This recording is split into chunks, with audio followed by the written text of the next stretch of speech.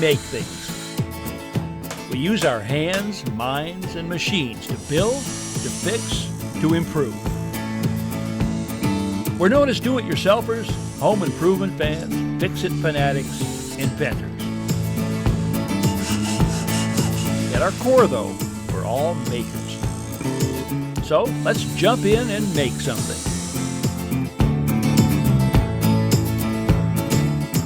Hi, I'm Ron Hazelton. You know, the way I see it, curb appeal is more than a way to impress prospective buyers for my home. It's something that makes me feel good about my place every time I pull in the driveway. Sometimes the smallest thing can make a big difference. That's why today I'm putting in a really nice lamp post and carriage lantern. Then, although it makes me sad to do it, I have to cut down a sickly ash tree in my front yard. Even though the tree has to go, it won't be forgotten. The logs will become lumber for a special project. Finally, I pay a visit to some new friends whose dog wants a door of her own. Well, I don't know about you, but I'm a big fan of curb appeal. I like my house to look nice from the street, and I want it to be welcoming when friends come over. So, I've decided to put a lamp post here in the front yard. Now, I've looked all over, and I think the best spot for it is actually right here where I've got this flower bed. Now, here in the Northeast, as you may have heard, it gets pretty cold, and the ground can freeze down 2 feet or more, and it creates what's called a frost heave effect. If the ground freezes beneath the end of the post, well, I can actually push it up out of the ground. So I want to avoid that, and I'll do it by making the hole at least 2.5 feet deep. I could use a post hole digger, but I'm going to do it the easy way. The easy way is with a post hole auger, a giant earth drill, if you will, that can be rented at almost any home improvement or rental center. Now the trick here is to hang on tight. There are plenty of rocks in this soil, and I'm bound to hit a few.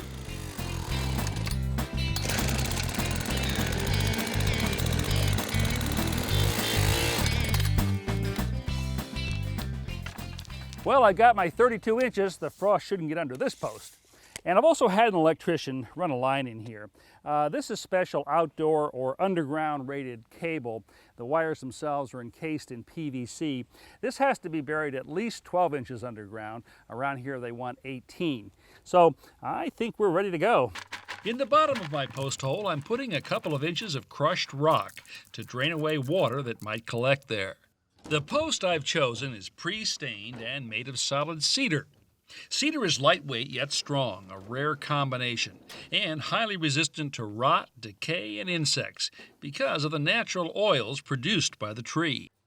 Well, here's my post and here's my wire. Now the post has been bored. The wire is actually going to enter it below grade, below ground, and then run up the center, come out the top. And the manufacturer's been kind enough to put this piece of string in here, so all I have to do is loop the wire through the string and pull it from this point right up through the end. I secure the loop by wrapping it with electrical tape. Then I push the wire in the hole, go to the opposite end, and pull it through using the string. Well, my wire's in the post. It's coming out the top. I'm ready to set this in the hole. This strap-on level will leave my hands free to work. To hold the post in position, I drive in a couple of stakes, then clamp a board between the stake and post. I loosen the clamps, adjust, and once the post is perfectly vertical, I retighten the clamps and the post stays just where I want it. This is a solid cedar post, highly rot resistant, but not rot proof. To extend its life, the maker suggests that I not set it in concrete. Why? Because the concrete forms a jacket or collar around the post. If the post shrinks, water can get in between, get trapped there, and cause the post to rot prematurely. So this one is going in plain old dirt.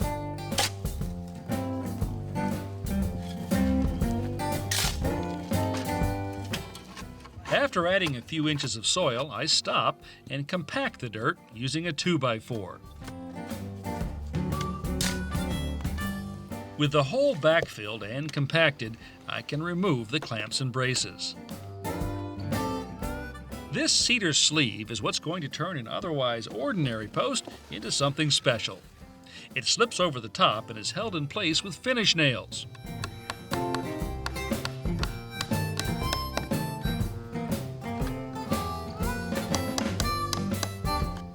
To keep water out, I apply caulk to the joint and smooth out the bead using my finger. The post cap also adds a classic touch and incorporates a mounting base for the light fixture.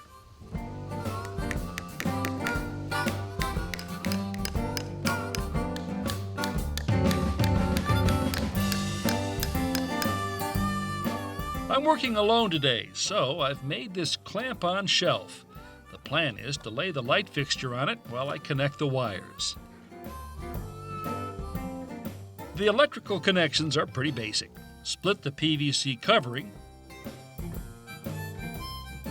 strip off the wire insulation, secure the wires together using wire nuts, and wrap the whole thing tightly with electrical tape for some added weatherproofing and to help things slip more easily into the hole in the center of the post.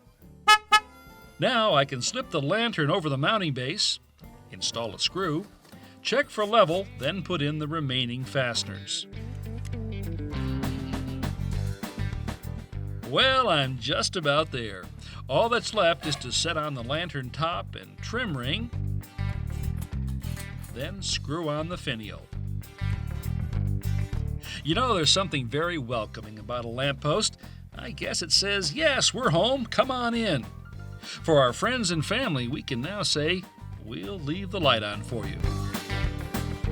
Moldings are unsurpassed for adding interest and architectural detail to an otherwise plain room or exterior.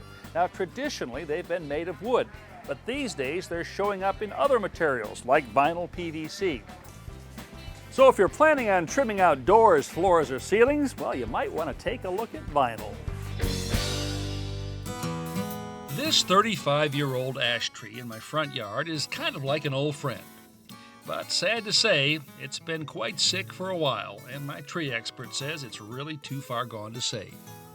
So, reluctantly, I've decided to have it taken down. And Rich Ferreira is the guy to do it. Now, Rich loves trees, and I think he's as comfortable hanging off a rope 50 feet in the air as he is standing on solid ground. His first task is to cut away several large branches on the side of the tree that will strike the ground first. He does this to minimize the damage when the falling tree hits my lawn. To further protect my grass, he lays several cut-off limbs side by side. Next, Rich makes a wedge-shaped cut in the direction he wants the tree to fall. Then saws a second cut on the opposite side. These cuts, plus a guideline, allow him to drop the tree exactly where he wants it. As you can see, the limbs he put down earlier have kept the tree from burying itself in my turf. While Rich and his helpers start trimming off and grinding the smaller limbs and branches, I mark cut lines on the trunk. I may have lost my tree, but I've come up with a way to remember it.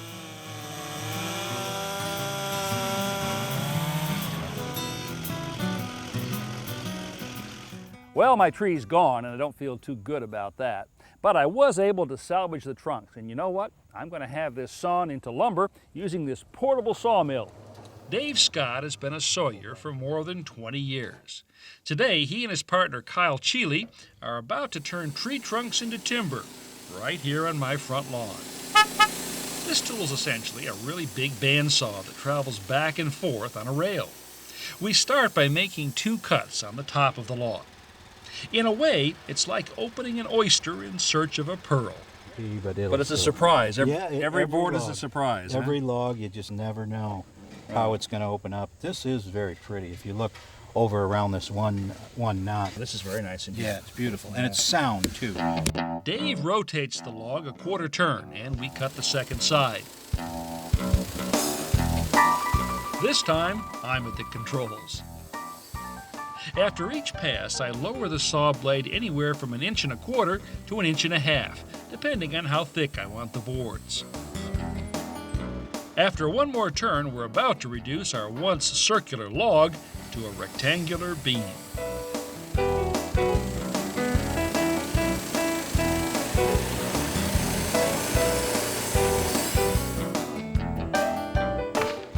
Finally, we clamp several of the boards into the mill bed vertically, so we can cut away the bark and end up with a straight edge.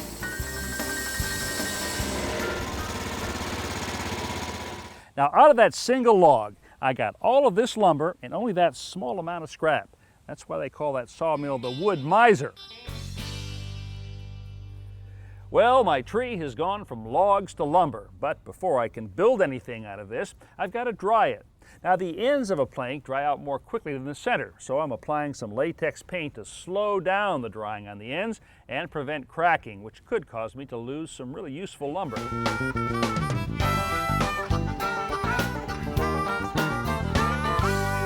Now these small pieces of wood right here are called stickers.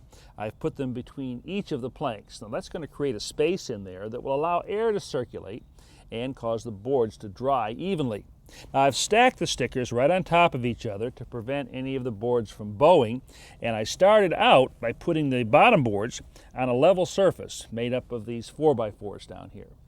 For right now, the whole idea is to dry this lumber without cracking, warping, or splitting. Now that's going to take a few months. In the meantime, I can figure out what I want to make out of it. How about a doghouse?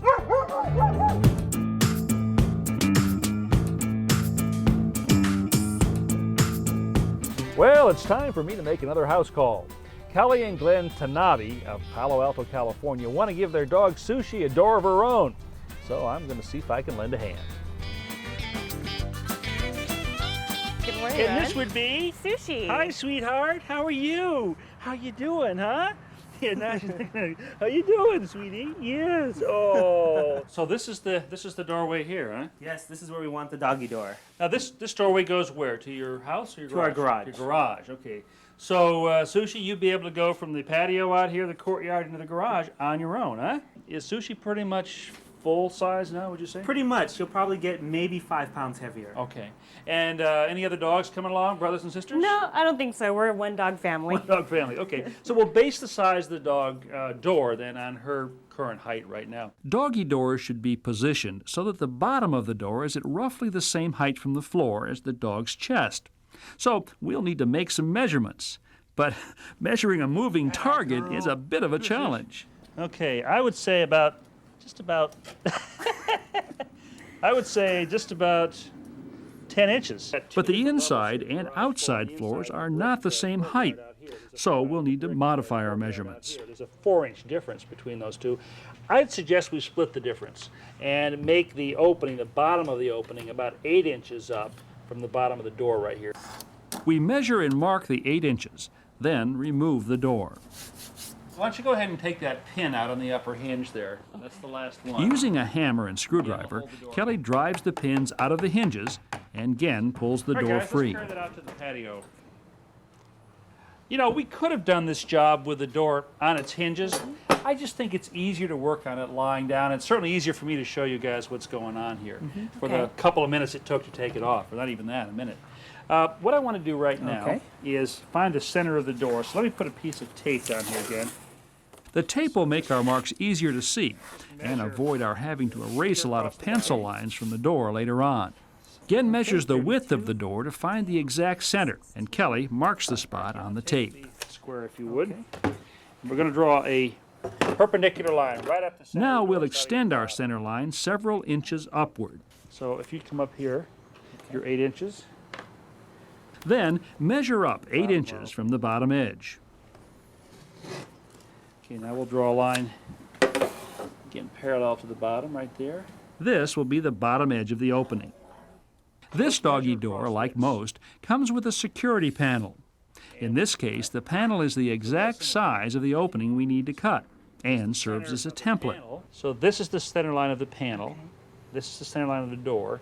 If we align those, we know we've got the panel centered in the door, and we'll align the bottom edge with this line right here. Kelly traces the outline of the panel, and then we bring out the power tools. Now we're ready to cut out this rectangular opening. We're going to be doing that with a jigsaw, but I want to give you guys a hole to start this.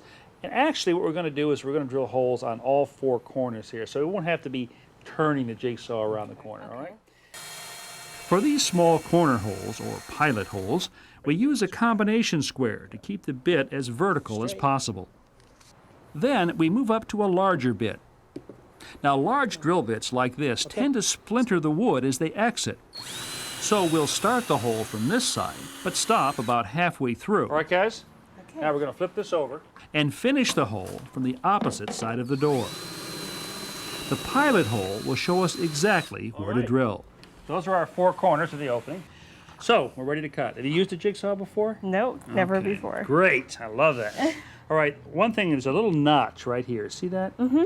Okay, well the idea is to keep that notch, at the bottom of that notch, on your line. Okay, You just come right down here. and just all right? follow that. Okay. Just follow it.